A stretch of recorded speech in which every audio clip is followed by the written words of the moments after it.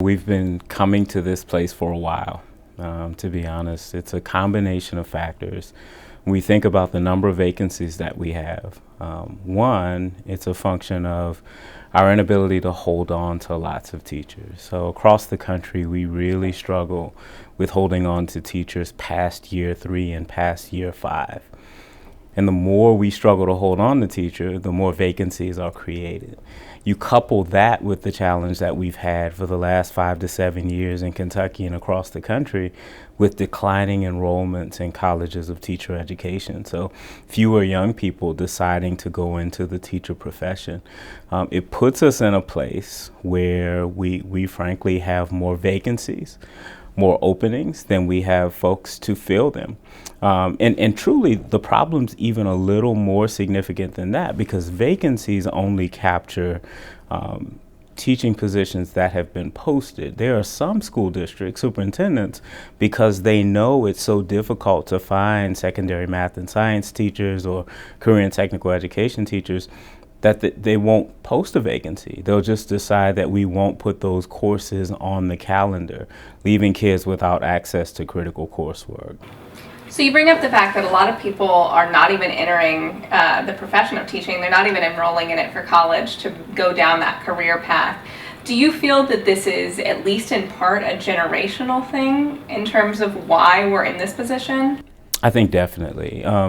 When you look at some of the research that demographers have put out, I'm really interested in this workforce literature that looks at differences across generations. So tracking differences between Gen X and Gen Y and Gen Z and millennials.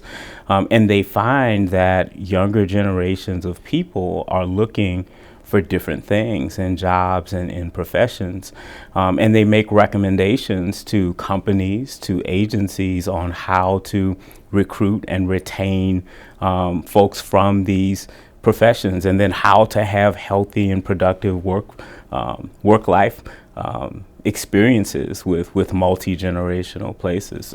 Frankly, we have not adapted very well as a profession to attract and retain younger generations.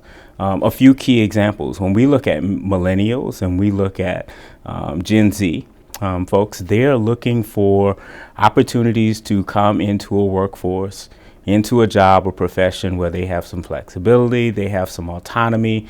Generally, they're looking for the opportunity to work hard but have some return on investment, meaning the opportunity to move up, to have expanded responsibility as they move up, to be recognized. We also recognize that they're not going to stay in the same place for long periods of time. So it's pretty much a given for younger generations that you're going to do something different after 3, 5 years, maybe 7 years max for some of those folks. And in general, we have not adapted the teaching profession to the realities of younger generations of folks. Whereas lots of businesses in the private sector pay really close attention to that stuff and think about, well, how do we need to market ourselves differently? How do we recruit people into this profession or this job differently? How do we structure our benefits packages in such a way that it's attractive to a younger generation? By and large, we have expected younger people, even with the generational differences, to come into a profession that we have not changed. And you bring up the benefits packages and the fact that most of them don't stay after 3 or 5 years. That's right. Around the time that you get tenure. And so then I'm sure that a lot of them, once they get into the profession, are starting to think about that. Going in, I don't think most teachers think about, most of us when we're 22 aren't thinking about what does my retirement package look like. But a lot of people are saying that this does have some stuff to do with the pension issue and the fact that it's being brought up more and more in recent years because the state is struggling. Right. So what role do pensions play in this problem, in your opinion? I think we would be wise as a state, and we're not the only state in this place, but we would be wise as a state to use this opportunity while we're having this pension conversation to think about what benefits packages for younger workers might look like. How might we structure benefits packages in such a way that they're more attractive to a more mobile workforce? right? The thought that we are going to continue to rely in teaching primarily on the 30-year teacher is not realistic. We're going to continue to have that 30-year teacher, that comes in and becomes a master teacher. And in lots of ways, that teacher will become, I believe, even more important, because we're going to need those teachers to take on expanded responsibilities around mentoring, development of new, younger teachers, professional development responsibilities. But we're also going to have to make space for really talented young people who want to commit 3 to 5 years. That has to be a viable alternative. We have to make space for those folks. And in that, we're going to have to create benefits packages that are flexible enough for someone who wants to stay 30 years and get that maximum benefit, but also for someone who wants to commit 3 to 5 years where they can still leave and feel like they haven't just given up on 5 years of contributing toward their retirement. And we talking about benefits and things like this, and you brought up the fact that a lot of people in younger generations like to see a ladder they can move up. They like to see how they can move forward with their career. That's right. With teachers, a lot of the time what gets brought up is salary of a teacher. What is your main reaction to the discussion about teacher salary at this point, and people saying it's kind of a deterrent if they do? You know, I found when talking to young people in colleges of education, or folks we're trying to attract into colleges of education, that the thought that teachers don't make much money does serve as a deterrent for them going into or considering a career in teaching. What I've also found is that very, very seldom do they know how much teachers actually make. And so the narrative out there is very prevalent. You know, teachers don't make any money, and it absolutely serves as a deterrent to folks. But it's been quite often that when I show a young man, and these were typically young men I was working with, a Fayette County salary schedule, and they see what the salary is for coming out with a bachelor's degree, certification, and 0 years of experience, that they're pretty blown away. So I'll continue to advocate for increases in teacher salary. We have to ensure that teachers are paid according to their worth, according to or to their value. But with that said, in quite a few of our districts, teachers, they make a pretty competitive wage to begin with. And so we shouldn't sell the profession short. We can advocate for increases in salary and want additional pay for teachers, while at the same time not bashing it so to the point where we deter people from considering it when they might be considering something where they wouldn't make the kind of money they would as a teacher. And you talked about the people you've spoken to are usually coming out with a bachelor's degree, 0 years of experience. You and I have sat down before and talked about the fact that here in Kentucky, your department has now moved to get rid of the requirement to go to grad school and get a master's degree in order to move forward with teaching. Do you think people still don't know that? Do you think that's still a problem? Because it is removing a barrier to becoming a teacher and, you know, staying in the profession without accruing debt. I think it's already helping with retention.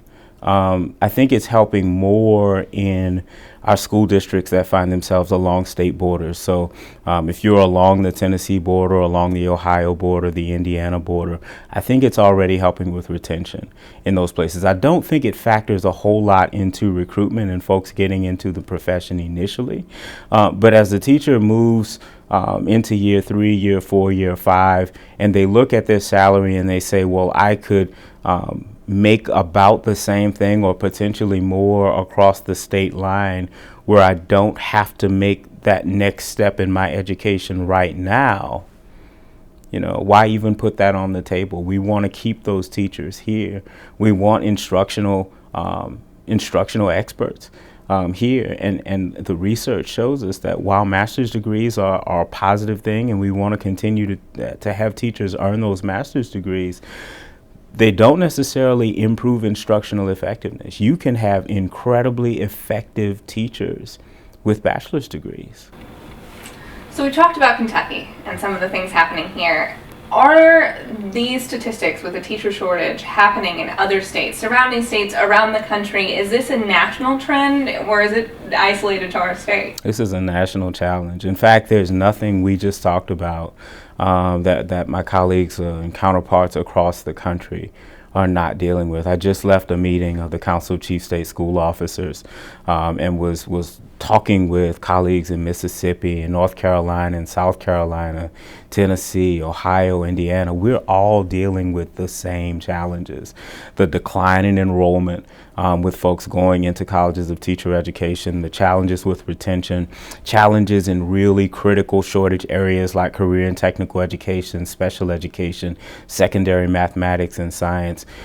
We're all going to have to think about how we restructure the profession in such a way that we make it attractive for both a younger generation of people and more attractive for seasoned professionals who, frankly, we need to leave what they're doing now to come and give us some years in teaching. And some of those folks are going to come and give us 3-5 years, for which we should be really grateful. And some are going to start a second career and may stay with us for 20 years. Regardless of what that is, the profession has to be structured in such a way that they think that it's worth their while. And this is a really interesting concept to me in terms of changing the profession and to make it more like what we're seeing in the private sector where there's more flexibility. And the benefits package is definitely part of that. But at the same time, is there any way to change the way the school day works or anything? You know, like that seems like kind of a rigid system to try and overhaul. What other changes can be made to make it more attractive? You know, there's some flexibility in Kentucky, and you know, we're on the brink of starting a major campaign here around teacher recruitment. There are some things in law in Kentucky that give us considerable flexibility that we have seldom, if ever, used. So, you know, oftentimes when we talk about education policy and things we need to do, it's, you know, we need to ask the General Assembly for this, we need to petition the State Board of Education for this. We're actually in the place in Kentucky where the General Assembly has given us considerable flexibility that we've not acted on. So to your question specifically, there is something called adjunct instructor in Kentucky schools that most folks, even in Kentucky school districts, have never heard of. It permits a person with content expertise and experience to come and teach part-time in a Kentucky school in the area where they have that expertise without certification. So picture this in an area like career and technical education, where we know we struggle to get folks to come in because of the huge salary gap between what they can make as a teacher and what they make in the private sector. I'm confident there are some businesses out there that would consider permitting an employee to come and teach a course in a Kentucky high school or in a Kentucky area technology center. It's one of those things that we haven't put on the table for folks, but could really be a possibility. So you kind of talked about a campaign you guys are looking to launch in order to help out with this issue. So tell me a little bit more about that and what it entails and how it's really going to help bring teachers either into the profession or keep them. Right. So this campaign is targeting more of recruitment of folks into the profession. It's called Go Teach KY. It's very similar to efforts that you see across the country. Mississippi has a similar effort. North Carolina has a similar effort. Some local school districts are doing something similar. Ours here in Kentucky is all about recruiting people at different stages into the profession, inspiring the next generation of teachers in Kentucky. And we break it into 3 primary areas. So starting with high school students. If we're really going to change the way folks think about the profession and get folks interested, we're going to have to start with middle school and high school students. So the department has developed, and we have in place in high schools across Kentucky, teaching and learning pathways. These are career pathways for high school students to prepare them to go into colleges of teacher education. We want to expand the number of high schools that have those pathways. We also pair that pathway with a club called Educators Rising, where students compete at the local level. They come together and compete on one of our college campuses at the end of the year for a state level competition, and then we send kids on to the national competition as well, which last year was in Dallas, for Educators Rising. So that's one part. So that beginning part is get them into career pathways, get them into Educators Rising, kind of whet their appetites for the teaching profession, let them know what it looks like. The second part is around partnership with our colleges of teacher education. So with a background in as a professor in a college of teacher education across 2 states, one of the things I recognize is we do not do a good job in general of recruiting folks into those programs. By and large, colleges of teacher education have had the luxury of waiting for folks to come to college who have always wanted to be teachers, and they enroll in our programs, and we work really hard to prepare them for the classroom. Well, with the declines we're seeing, we no longer have that luxury. Colleges of teacher education are going to have to go out and actively recruit people into our programs. The good news for them is there are literally thousands of young people on the campuses of our 4-year institutions just in Kentucky, many of whom have no idea what they want to do with their lives. Untapped resource for us. And so we're partnering with them to do that. We're also encouraging colleges of teacher education to think about innovative ways that they can get to folks certified. So we know that majoring in education is the primary way that colleges of education think about it. But there are quite a few teachers in Kentucky and across the country who weren't necessarily education majors. They might have been English majors or chemistry majors, physics majors, history majors. We're encouraging colleges of teacher education to create kind of add-on certification programs, almost like you would think about a minor or an undergraduate certificate, where you wouldn't have to change your major, but with an additional 15 or 18 credit hours, you add teacher certification on to it. So that's the second phase. And then the third part, which is what gets the most attention, but it's just one part of this, is alternative routes to certification. The General Assembly has given us 8 different routes to alternative certification in Kentucky. Again, this has been a failure on the part of state agencies, in that we have failed to communicate to school districts, failed to communicate to the public what these alternative routes are. We also have big challenges with the processes and the regulations that we've put in place. In some places, our regulations are not clear enough for school districts and colleges of teacher education to be able to use. And so we're working really hard to get all of that ironed out. But to give you an idea of what some of these alternative routes look like, we talked about the alternative, the adjunct instructor, where you don't even have to earn certification. There's an alternative route for college faculty. If you're a college faculty member, there's a route specific for you. There's a route specifically for veterans of the armed services. There's a route for exceptional work experience. If you have a bachelor's degree and exceptional work experience in a particular area, you may not even have to go through a program. There's a route where a local school district can apply to the Professional Standards Board to operate its own teacher certification program. There's another route where colleges of teacher education can create alternative routes to certification, different than their traditional routes. And then one specifically for Teach for America. Teach for America operates in Kentucky right now in a few of our Eastern Kentucky Appalachian districts, and is doing a fine job of supplying teachers there. One last thing I'd say about alternative routes is there's this fallacy that there is a dichotomy between traditional routes and alternative routes in terms of quality, and that traditional routes to teacher education are high quality and alternative routes to certification are low quality, and that's simply not the case. We are very concerned with quality preparation. We want to ensure that any teacher that's in a Kentucky classroom is well prepared to be in that classroom. Now, it is true that if you use an alternative route to certification, then you do not have the amount of time and training that a teacher would have who went through a 4-year preparation program.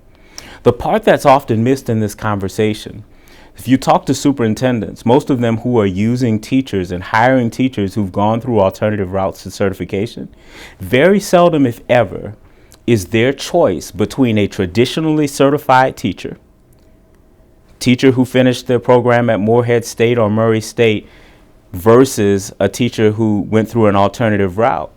What is much more typical is their choices between an alternatively certified teacher or no teacher at all.